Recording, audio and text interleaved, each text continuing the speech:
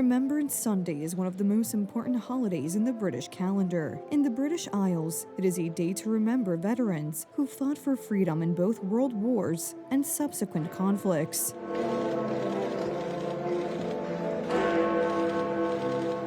The Big Ben struck 11 o'clock sharp, signaling the start of the ceremony. There were 2 minutes of silence, followed by King Charles III, together with representatives of the royal family and politicians, including the British Prime Minister, laying symbolic wreaths of red poppies at the monument commemorating fallen British soldiers. Symbolic ceremonies were held throughout the United Kingdom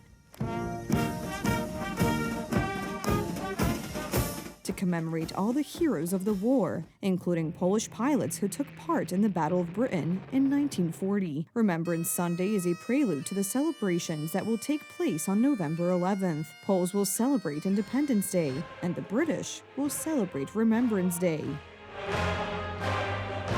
As we remember the hard-won peace, we will also think of those who serve today, protecting our safety and our freedoms in a world still scarred by conflict.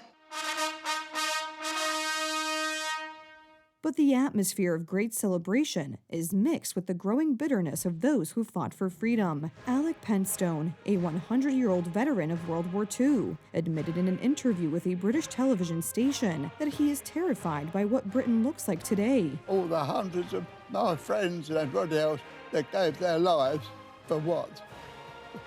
The country of today. No, I'm sorry.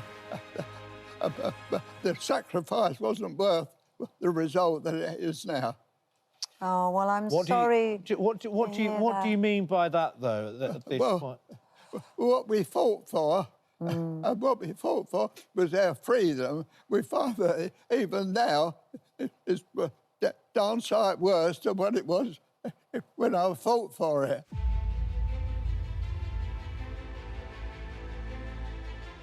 The veterans' bitter words are a very accurate assessment of the situation in the United Kingdom. British streets have been taken over by aggressive Islamic immigrants. There are so many of them now that Muslims are beginning to gain power in cities and towns, and even in the British government. And the native population has had enough of the crime, rape, murder, and order imposed by newcomers from North Africa and the Middle East. The British people want them gone. Not some of them, not most of them, all of them. What happens on return to their own country is quite simply not our problem. British Prime Minister Keir Starmer laid a wreath today to thank veterans for their heroic actions. But this left-wing politician has no regard for the ideals they fought for. The British are becoming second-class citizens in their own country. They are not allowed to criticize the migration policy because they could even go to prison for it. Left-wing circles, including those in power, are essentially acting against the interests of society and against public opinion in the UK, which is watching with horror what is happening in the context of bringing in illegal immigrants and the huge increase in crime. And all this is happening because of a widespread experiment by these left-wing circles, which in fact want to destroy nation-states, while as usual in such situations, they are creating hell and posing an incredible threat to ordinary people.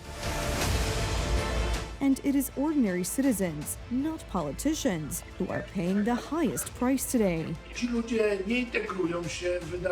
These people do not integrate. The amounts spent on maintaining these migrants are unbelievable. There is a disinformation campaign regarding incidents involving them, and people who raise the alarm about various problems resulting from this migration are harassed. Large cities in particular are overflowing with acts of violence and hatred on the part of these people, and common and organized crime is flourishing.